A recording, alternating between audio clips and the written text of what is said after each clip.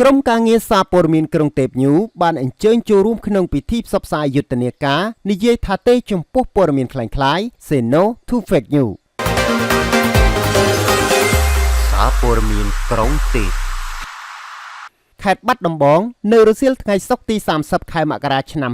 2026នេះលោកហៀសុភក្តីនិងលោកគិនសុកបនាយកព័ត៌មានប្រចាំអង្គភាពសារព័ត៌មានក្រុងទេពញូខេត្តបាត់ដំបងតំណាងឲ្យសារព័ត៌មានក្រុងទេពញូបានអញ្ជើញចូលរួមក្នុងពិធីផ្សព្វផ្សាយយុទ្ធនាការនិយាយថាទេចំពោះព័ត៌មានคล้ายៗ Say No to Fake News ពិធីនេះដែរប្រព្រឹត្តធ្វើឡើងនៅអគារអ៊ីសាឡាខេត្តបាត់ដំបងក្រោមអធិបតីភាពដ៏ខ្ពង់ខ្ពស់ឯកឧត្តមសុកលូអភិបាលនៃគណៈអភិបាលខេត្តបាត់ដំបងលោកសវណ្ណវិទិតជាប្រធានមន្ត្រីព័ត៌មានខេត្តបាត់ដំបងនិងដោយមានការអញ្ជើញចូលរួមពីសំណាក់លោកស្រីប្រធានអនុប្រធានមន្ត្រីអង្គភាពពាក់ព័ន្ធនិងអ្នកសារព័ត៌មាននៅក្នុងស្រុកជាច្រើនអ្នកចូលរួមផងដែរនៅឱកាសនោះដែរក៏មានសេចក្តីរាយការណ៍សង្ខេបស្តីពីសកម្មភាពចូលរួមប្រយុទ្ធប្រឆាំងព័ត៌មានคล้ายៗរបស់មន្ត្រីព័ត៌មានខេត្តបាត់ដំបងដោយលោកសវណ្ណវិទិតជាប្រធានមន្ត្រីព័ត៌មានខេត្តបាត់ដំបងការចាក់បញ្ចាំងវីដេអូសកម្មភាពចូលរួមប្រឆាំងព័ត៌មានคล้ายៗការចាក់វីដេអូចំណាប់អារម្មណ៍និងបដិញ្ញាចិត្តរបស់យុវជនក្នុងការប្រយុទ្ធប្រឆាំងព័ត៌មានคล้ายៗតំណាងមន្ត្រីសារព័ត៌មាន